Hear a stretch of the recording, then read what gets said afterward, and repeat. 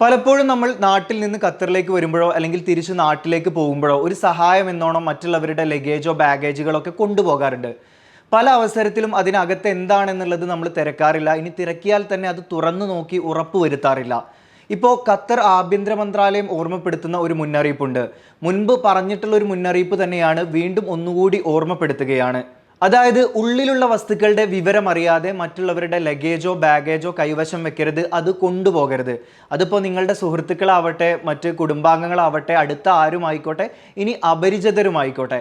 ഇത് പറയാൻ കാരണം രാജ്യത്ത് നിരോധിതമായിട്ടുള്ള വസ്തുക്കൾ ഒരുപാടുണ്ട്. അപ്പം ഇത്തരം നമ്മൾ ഈ ലഗേജുകളൊക്കെ കൊണ്ടുപോകുന്ന സമയത്ത് അത് തുറന്നു നോക്കി ഉറപ്പ് വരുത്തിയിട്ടില്ലെങ്കിൽ ഈ നിരോധിത വസ്തുക്കൾ നമ്മളെ എയർപോർട്ടിൽ വെച്ച് തടഞ്ഞ് അവർ പിടിക്കുകയാണെങ്കിൽ ഒരു കാരണവശാലും നമുക്കിത് മറ്റൊരാളുടേതാണ് എന്ന ന്യായം പറഞ്ഞിട്ട് ഒഴിവായിട്ട് മാറാൻ പറ്റില്ല.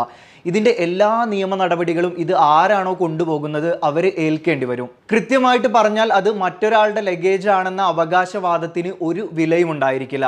അതുകൊണ്ട് തന്നെ ആ നിയമ നടപടികളെല്ലാം തന്നെ നിങ്ങൾ ഒറ്റയ്ക്ക് നേരിടേണ്ടി വരും. അപ്പോൾ പ്രത്യേകം ശ്രദ്ധിക്കുക. ഇതുപോലെ എയർപോർട്ടിലൊക്കെ ഒരാളുടെ സഹായഹസ്തം എന്നോണം ലഗേജ് കൊണ്ടുപോകുമ്പോൾ അതിലുള്ളത് എന്താണെന്ന് ഉറപ്പ് വരുത്തിയിട്ട് കൊണ്ടുപോകാൻ ശ്രമിക്കുക.